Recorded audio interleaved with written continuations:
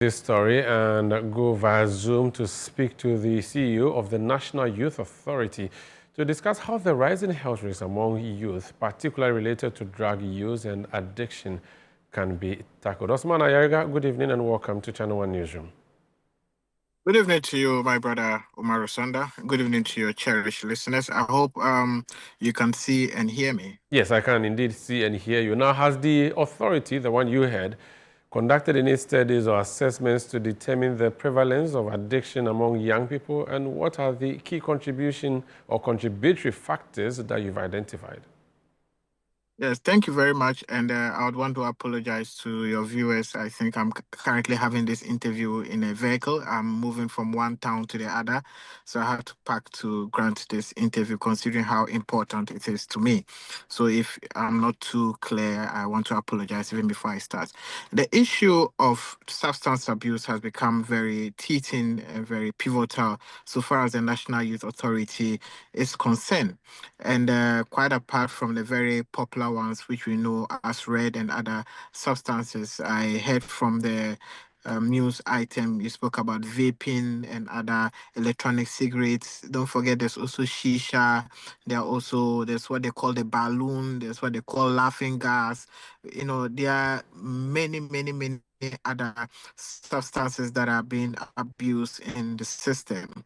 But as soon as we took over office and realized that this was an issue that was hitting the youth very hard, the first step we took was to start a campaign against the very popular substance, which was red, which we named as Red Means Stop. It didn't mean that we're only fighting red, but it meant that we're fighting every form of drug abuse or substance abuse. Now, the fight against substance abuse usually comes in different forms and different angles. First and foremost, you need to look at it from the preventive part. That has to do with how you even prevent the drug or the substance from entry. Because first and foremost, there has to be the absence of the substance before you can even have a successful fight. So we've been in collaboration with the Ghana Immigration Service. We've been in collaboration with Food and Drugs Authority.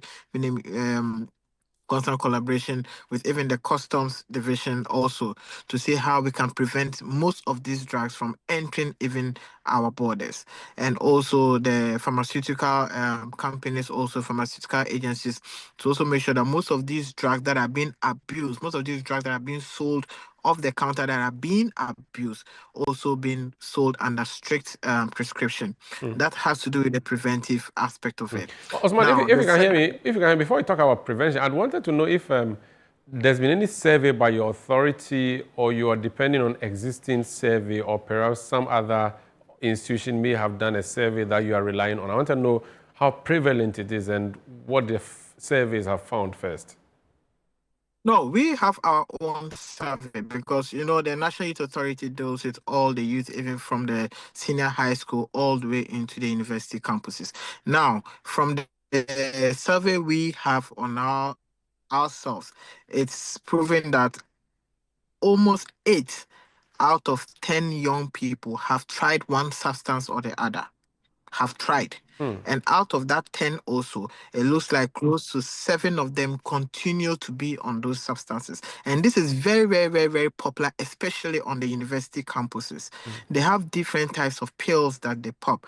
And most of these pills are usually popped during parties. Most of them are popped when they go out to club. And most of them are just popped just to make them extra happy. And that's why I mentioned most of these substances. They have what they call the balloon. If you go out these days, you see many adults holding balloons. The balloons are not Christmas balloons. It contains a certain gas they usually call helium gas, popularly called laughing gas. And that is supposed to make them excited.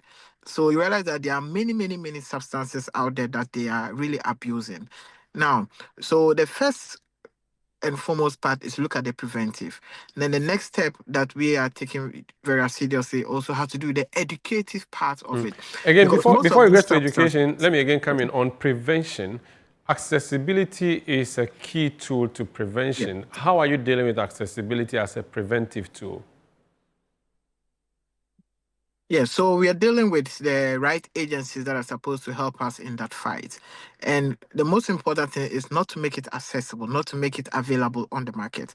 And that goes beyond the National Youth Authority. That has to go to the Customs Division of the GRA. It also has to do with Immigration Services, looking at our borders, and also the Ghana Police Service.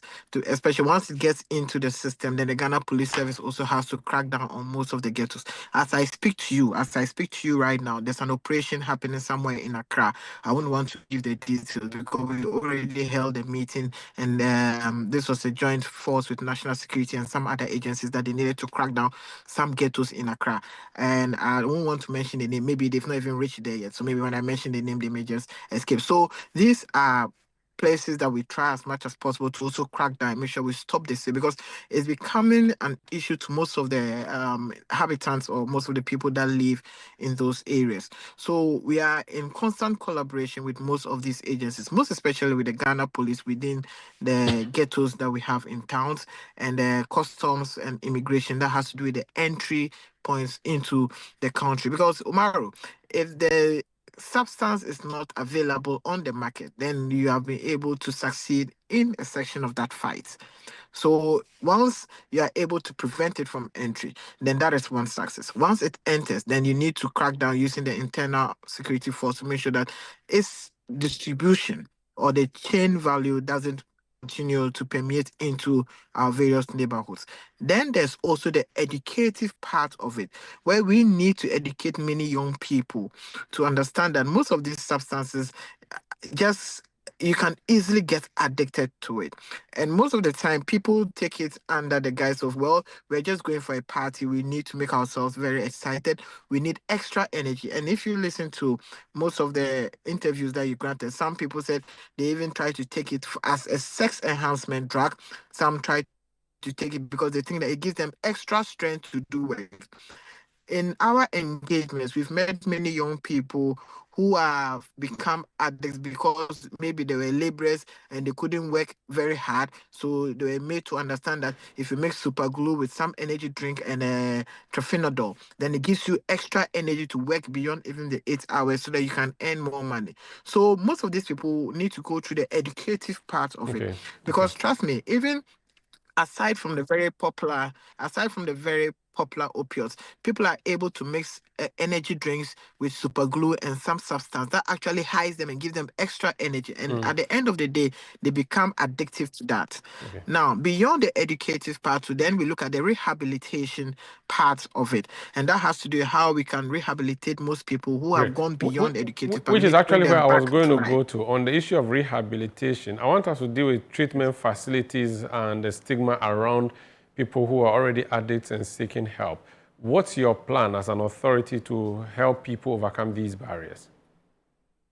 Yes, so the National Youth Authority has some facilities, especially with our youth resource centers, and we are also partnering with some private rehabilitation companies, especially also with the Ministry of Health that also has some facilities that helps with rehabilitation to try and rehabilitate most of them and talk them out of the substance. Now, most of them, beyond just the rehabilitation, there has to be the social cohesion back into society. Most of them who don't have jobs, we will try as much as possible to enroll them through the National Apprenticeship Program so that we can enable them acquire a skill. For those who need to be recruited into various parts of the economy that we think that will be able to make them productive, we will be able to put them through those programs. So the National Youth Authority has a comprehensive plan from its preventive measures to the educative measures all the way to the rehabilitation stage. But what we need to understand is that this is not just a fight for the National Youth Authority, but we're also calling on all private entities, media houses like yourself. I want to commend your media house who have also taken this fight against the drug abuse. When we launched the Red Means Stop campaign, your media house has been so supportive. They have made sure that this has also become like a campaign for them. So it's not just about fighting other menace, but beyond making money as a country and finding jobs for the youth, their social being, their health, their mental health is also very important. Okay. So I also call on other media houses to join the fight against substance abuse. But Umaru, there's a more interesting comment I would want